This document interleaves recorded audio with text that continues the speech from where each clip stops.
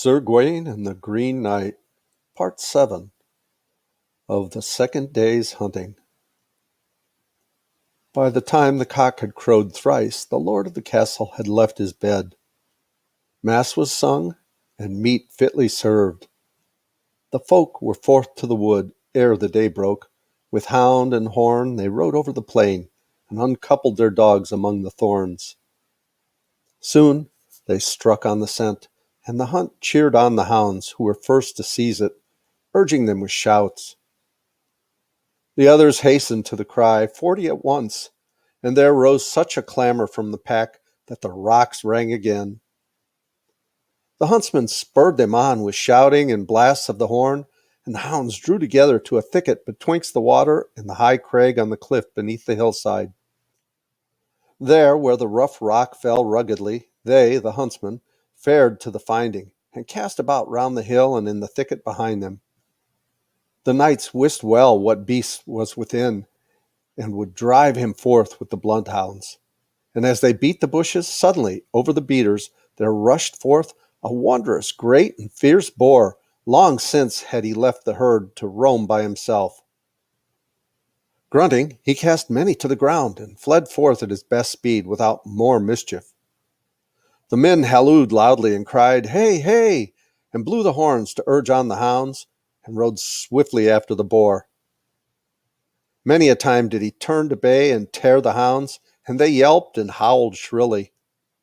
Then the men made ready their arrows and shot at him, but the points were turned on his thick side, and the barbs would not bite upon him, for the shaft shivered in pieces, and the head but leapt again where it hit. But when the boar felt the stroke of the arrows, he waxed mad with rage and turned on the hunters and tare many, so that, affrighted, they fled before him. But the lord on a swift steed pursued him, blowing his bugle. As a gallant knight, he rode through the woodland, chasing the boar till the sun grew low. So did the hunters this day, while Sir Gawain lay in his bed, lapped in rich gear, and the lady forgat not to salute him, for early was she at his side to cheer his mood. Of the Lady and Sir Gawain. She came to the bedside and looked on the knight, and Gawain gave her fit greeting, and she greeted him again with ready words, and sat her by his side and laughed. With a sweet look she spoke to him. "Sir, if you be Gawain, I think it a wonder that ye be so stern and cold, and care not for the courtesies of friendship. But if one teach ye to know them, ye cast the lesson out of your mind. Ye have soon forgotten what I taught ye yesterday, by all the truest tokens that I knew." "What is that?" quoth the knight. "I trow I know not. If it be sooth ye say, then it is the blame my own." "But I taught ye kissing," quoth the fair lady. "Whatever a fair countenance is shown him, it behooves a courteous knight quickly to claim a kiss." "Nay, my dear," said Sir Gawain, "cease that speech. That dost I not do lest I were denied, for if I were forbidden, I wot I were wrong, did I further entreat." "I faith," quoth the lady merrily, "ye may not be forbid. Ye are strong enough to constrain by strength, and ye will. Were any so discourteous as to give ye denial?" "Yes, by heaven," said Gawain, "ye speak well, but threats profit little in the land where I dwell, and so with a gift that is given not of good will. I am at your commandment to kiss when ye like, to take or to leave as ye list." Then the lady bent her down and kissed him courteously. How the lady strove to beguile Sir Gawain with words of love. And as they spake together, she said, "I would learn somewhat from ye, and ye would not be wroth, for young ye bear and fair, and so courteous and knightly are known to be, the head of all chivalry, and versed in all wisdom of love and war. 'Tis ever told of true knights how they adventured their lives for their true love, and endured hardships for her favors, and avenged her with valor, and eased her sorrows, and brought joy to her bower. And ye are the fairest knights of your time, and your fame and your honor are everywhere. Yet I have sat by ye here twice, and never a word have I heard of love. Ye who are so courteous and skilled in such love ought surely teach one so young and unskilled some little craft of true love. Why are ye so unlearned who art otherwise so famous?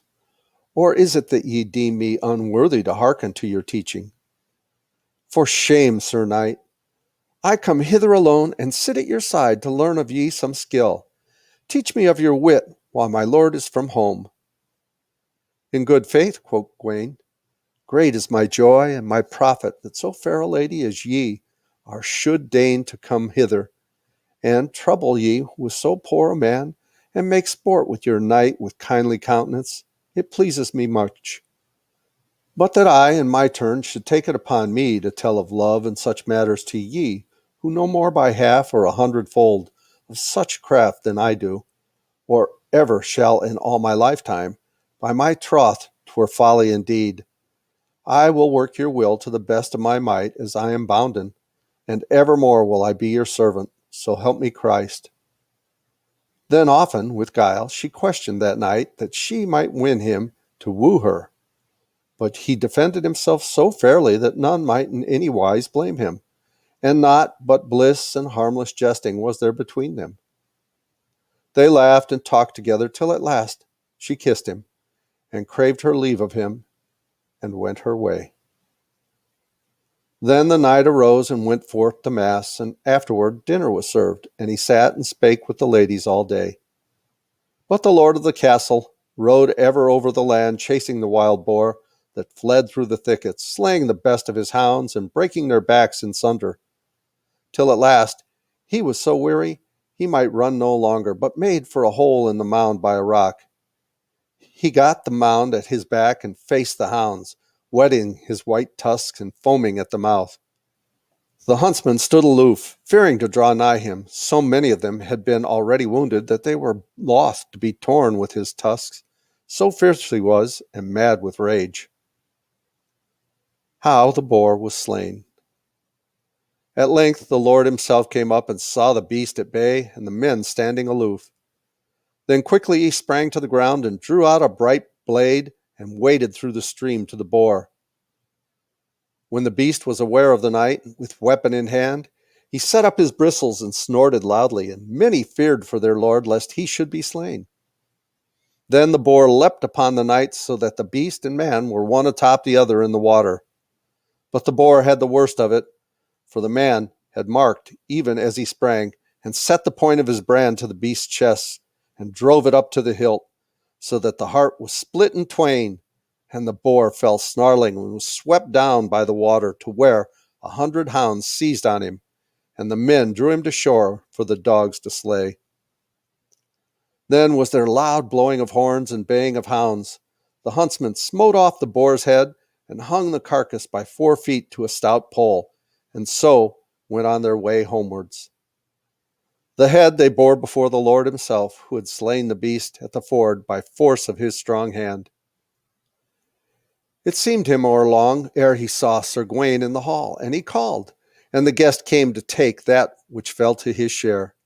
And when he saw Gawain, the Lord laughed aloud and bade him call the ladies and the household together, and he showed them the game, and told them the tale, how they hunted the wild boar through the woods, and of his length and breadth and height.